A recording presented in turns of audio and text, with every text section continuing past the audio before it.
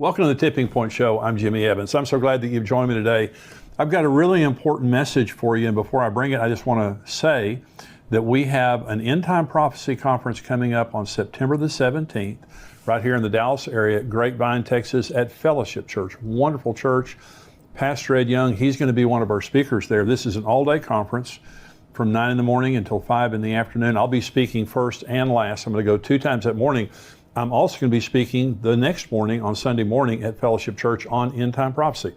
So if you stay over till Sunday morning, you can hear me 3 times, but we also have Pastor Billy Crone.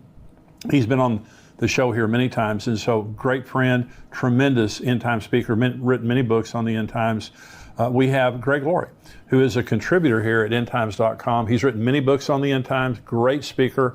Also, Dr. Mark Hitchcock. He also is a contributor. He filled in for me last week. He's written over 30 books on the end times. He is a wealth of knowledge. He'll be speaking at the conference. Also, Rabbi Jonathan Cahn. Now, Rabbi Jonathan Cahn, in my opinion, is the most profound prophet, end-time prophet that we have in our generation. His books and revelation are astounding. I met him many years ago. I went to New York City after he wrote the book, The Harbinger, and I interviewed him there.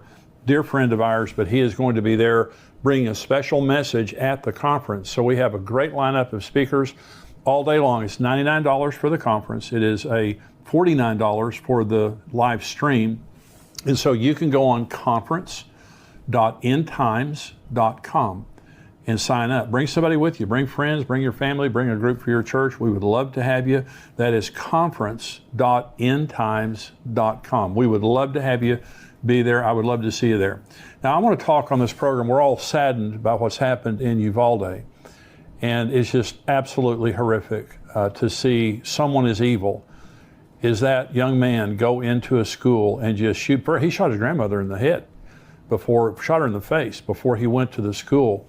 And it's just so heartbreaking to see those innocent lives taken, both the kids and also the adults. And so we live in a very, very immoral, godless time. And this is exactly the way that Jesus and the Apostle Paul told us that the world would look at the end. And so here's what the Bible says about immorality in the end times. These are the words of Jesus in Luke 17, beginning with verse 26. As it was in the days of Noah, so it will also be in the days of the Son of Man. They ate, they drank, they married wives, they were given in marriage until the day that Noah entered the ark, and the flood came and destroyed them all. Likewise also as it was in the days of Lot. They ate, they drank, they bought, they sold, they planted, they built. But on the day that Lot went out of Sodom, it rained fire and brimstone from heaven and destroyed them all. Even so will it be in the day when the Son of Man is revealed. So Jesus is saying, just like the days of Noah, just like the days of Lot, it's going to be just like that when Jesus returns. Well, here are 4 parallels between the days of Noah and Lot and the days that we're living in now. And the first is a business as usual attitude of sinners. Buying, selling, marrying, giving in marriage. And this is why I don't believe that Jesus will come at the end of the tribulation. And some people teach that very, very strongly, that they believe that believers are going to go through the tribulation. There will not be a business as usual attitude when 3/4 of the world's population has been killed and the world is a smoldering ruin at the end of the tribulation. The second parallel is a refusal of sinners to listen to the warnings of the righteous. I'm a preacher. There are many preachers around the world, many churches telling the truth, and many people refusing, many people mocking, which is also a sign of the end times, many people mocking us and mocking Christians for the way they believe.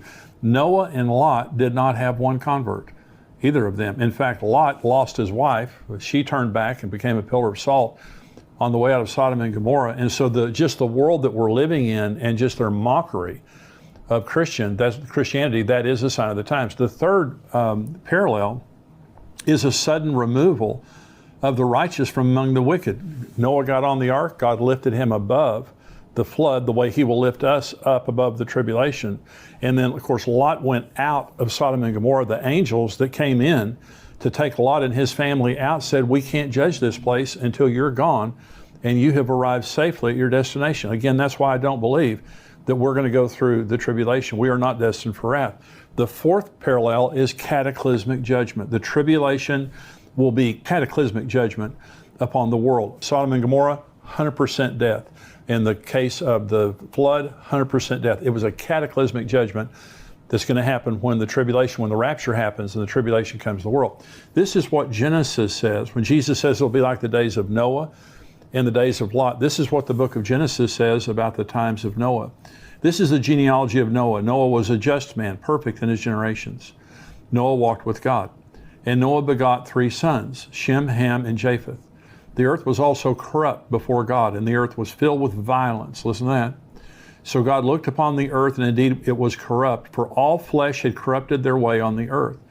And God said to Noah, the end of all flesh has come before me, for the earth is filled with violence through them, and behold, I will destroy them with the earth. Now, it said the world was corrupt, and that is the Hebrew word shakath. It means evil, filthy, and immoral. The world was full of immorality, filth, and violence. Sounds like the world we're living in today. And remember, Jesus said, as it was then, it will be in the day when the Son of Man is revealed. This is Lot's world, according to 2 Peter chapter 2. For if God did not spare the angels who sinned, but cast them down to hell and delivered them into chains of darkness, to be reserved for judgment, and did not spare the ancient world, but saved Noah, one of 8 people, a preacher of righteousness, bringing in the flood on the world of the ungodly, and turning the cities of Sodom and Gomorrah into ashes, condemned them to destruction, making them an example to those afterward who would live ungodly, and delivered righteous Lot, who is oppressed by the filthy conduct of the wicked. For that righteous man dwelling among them tormented his righteous soul from day to day by seeing and hearing their lawless deeds. Then the Lord knows how to deliver the godly out of temptations, and to reserve the unjust under punishment for the day of judgment, and especially those who walk according to the flesh, in the lust of uncleanness and despise authority. They are presumptuous and self-willed. And again, Peter uses the word here, filthy, and it is the Greek word asogeia. It means licentious, sexually immoral, and an insatiable desire for pleasure, just living in lust and hedonism. And they're ungodly. They have no fear of God. And so Sodom and Gomorrah were known for rampant homosexuality. That's where the word Sodom comes from. And the men of the city were so evil that they tried to force themselves on the angels who came to deliver Lot and his family. And so here it is now a scripture, a prophecy from the Apostle Paul, graphic prophecy from the Apostle Paul, warning about dangerous days that will come in the end times, because there will be such moral degeneration. This is 2 Timothy chapter 3. But know this, in the last days, perilous times will come. For men will be lovers of themselves, lovers of money, boasters, proud, blasphemers, disobedient to parents, unthankful, unholy, unloving, unforgiving, slanderers, without self-control, brutal, despisers of good, traitors, headstrong, haughty, lovers of pleasure rather than lovers of God, having a form of godliness, but denying its power, and from such people turn away. And so Paul is describing the wholesale deconstruction of morality in the end times. And this is being fulfilled right before our eyes. And I'm saying this was not true when I was a child. I'm 68 years old. I was born in 1953. And I'm telling you, it was a different world. You just assumed everybody was a Christian. You just assumed all your teachers were Christians. I went to a school, 10 Commandments on the wall. There was a prayer that was prayed in the name of Jesus every single day I was in public school, from the time I was in first grade till the time that I graduated. And so it was just a different society. There were problems, but nothing like what we see happening today. And especially in the last 20 years, I look back on the beginning of the internet, and there was problems before that, but there has been just this rapid disintegration that has happened since the internet was invented. And a lot of this kind of behavior is promoted through social media and the internet and things like that. So this prophecy from 2 Timothy from the Apostle Paul gives 19 different specific measurements of rejection of biblical morality. 19. When he says lovers of self, lovers of money, boastful, 19 different descriptions of the immorality in the end times, which every single one of them are true in our time. And you say, well, why would he give so many? Because immorality isn't just about sex. It is about our whole lives. Sexuality is just one part of immorality, but also lying and stealing and violence and corruption and selfishness and all those kinds of things. And so immorality is like a cancer that spreads. Once you get a little bit of it, it's like leaven. It spreads everywhere. The second reason that he gives so many is it explains why God hates immorality and why he judges it so severely. Let me say this. The reason that God hates immorality is because it damages people. God loves people. God isn't some ogre that just sits up in heaven and doesn't want us to have any fun. Morals protect. If you don't understand why morals are there, morals protect. If you brought your children to me and you said, Jimmy, we've had an emergency, could you take care of our kids for a while we're taking care of this emergency? And I said, sure. Well, if I'm a moral person, your kids are safe. I mean, when you get back a week from now or a year from now, your kids are going to be as good or better than when you left them with me. But if I'm immoral, they're not safe. Morals protect. A moral society is a safe society. And when we rejected the Bible many years ago, when our society began to reject the 10 Commandments and prayer in school and legalize abortion, all those kinds of things, and we rejected the morality of the Bible, the Judeo-Christian ethic, immorality, that made our nation great, look what happened. There has never been a great immoral society.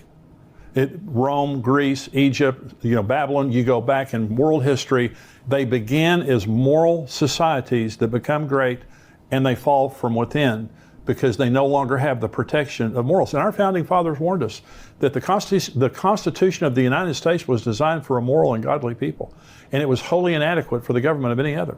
And that's why we see right now, when people are unrestrained in their hearts, you can't restrain them any other way. And we're seeing now, inner city Chicago, the Los Angeles, San Francisco, many places in America, they just can't handle the crime and the immorality because it's people's hearts. And they can't hire enough police officers to do that. Another reason that Paul lists so many is it very specifically describes the world of the end times and why it will be such a dangerous place. Paul says, beware, in the end times, it will be a dangerous place to live. And he goes into all the descriptions there. Every generation has had immorality. Jesus' generation had immorality. The Noah and Lot, they had immorality. Not the way we have immorality today. It is worldwide. Children, if they have a cell phone, they can get it. They can use Bible apps to get into immorality. It is everywhere. It has covered the earth, and it has gone to a level, again, that you have young men walking into schools and shooting little children, like Sandy Hook and like in Uvalde this week. Another reason that the Apostle Paul used 19 different descriptions is it describes the perverted value system of the end times. All societies have values, and so it's their culture. And so in America today, our culture has degenerated, and we are now celebrating things that 30 years ago we forbid. And what's happening right now with little children going to school and being convinced now that they're of a different gender. And I'm going to read an article here in just a little bit that talks about preschoolers and how preschoolers are now being indoctrinated into the woke culture. And so when you take everything that the Apostle Paul said, and all 19 of those things, they fall into 4 categories. And so here are the 4 categories of the end times moral degeneration. One is exaltation of self and narcissism. They will be lovers of themselves. I was watching football as a boy, and it was the Dallas Cowboys. I've been a lifelong Dallas Cowboys fan. I was watching football.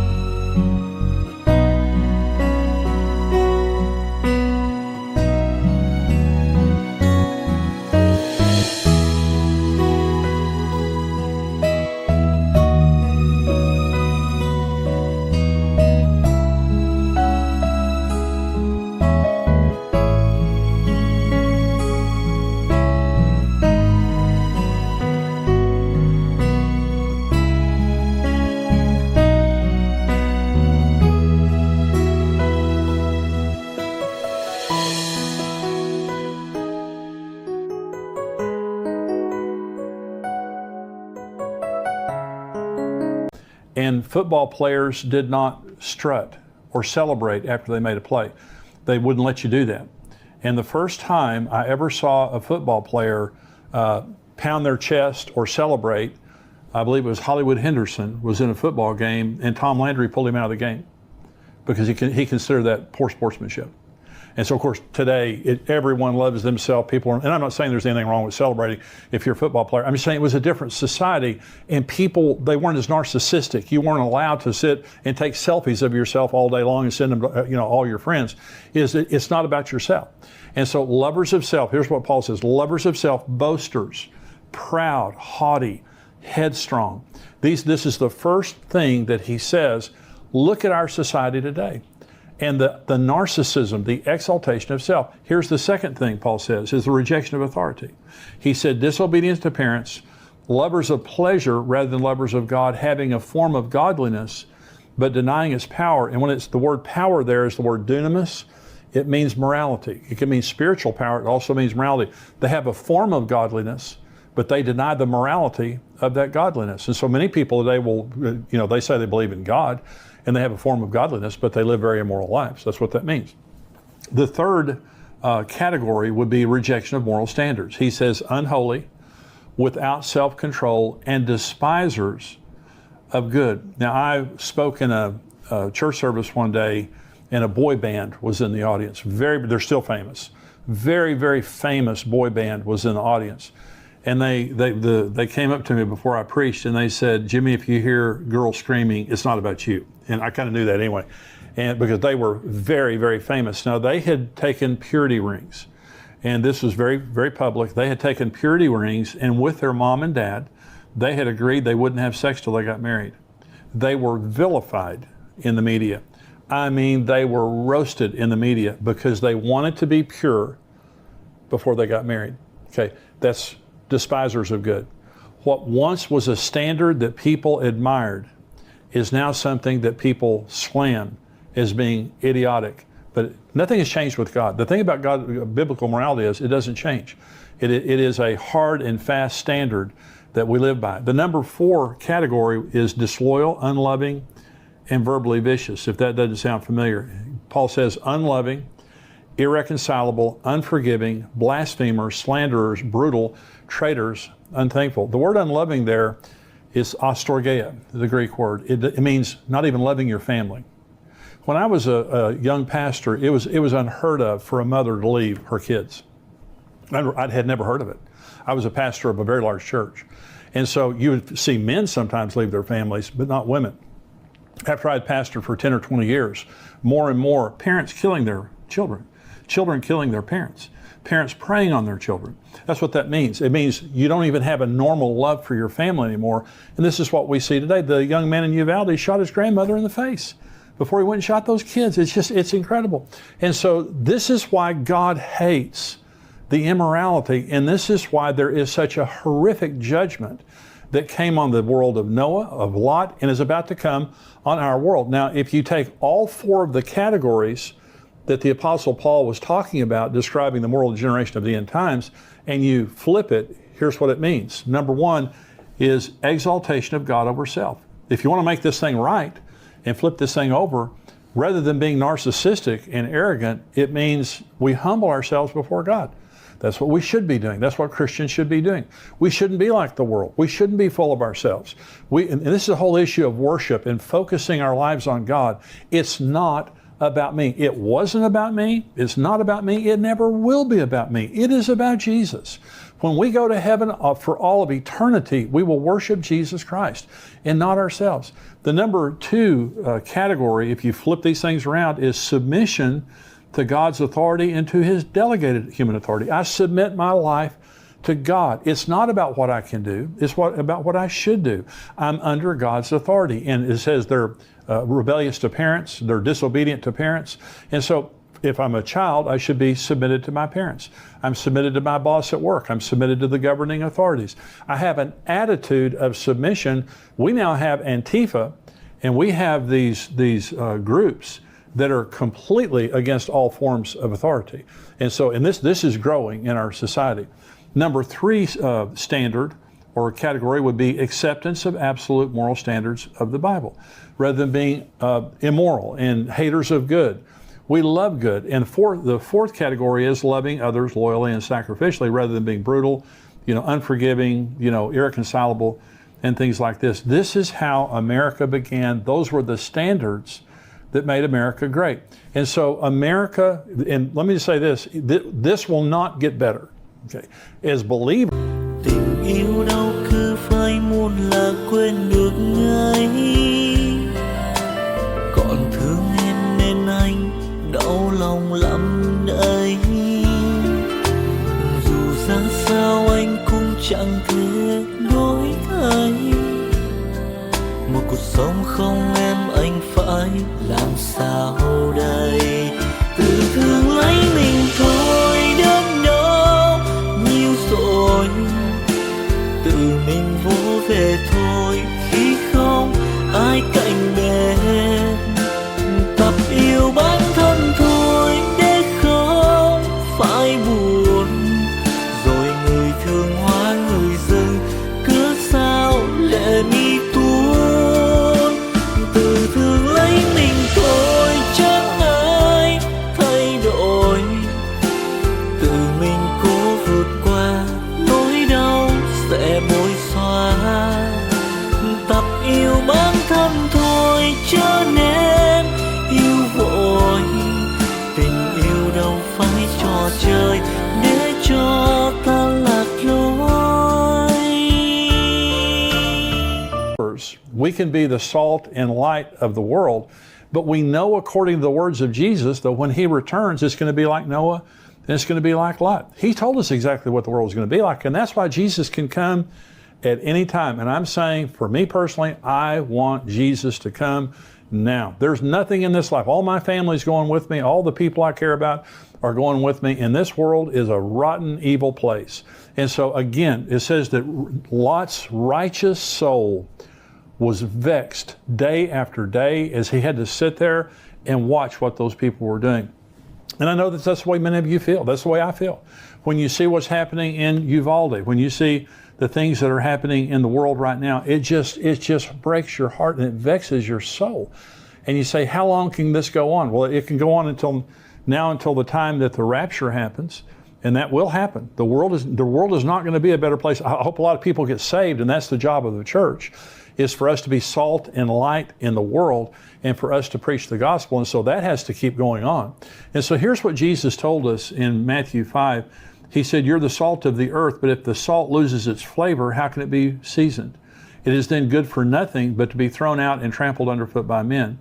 You are the light of the world. A city that is set on a hill cannot be hidden, nor do they light a lamp and put it under a basket, but on a lampstand, and it gives light to all who are in the house. Let your light so shine before men that they may see your good works and glorify your Father in heaven. This is our job in the end times world, and that is we have to be standard bearers.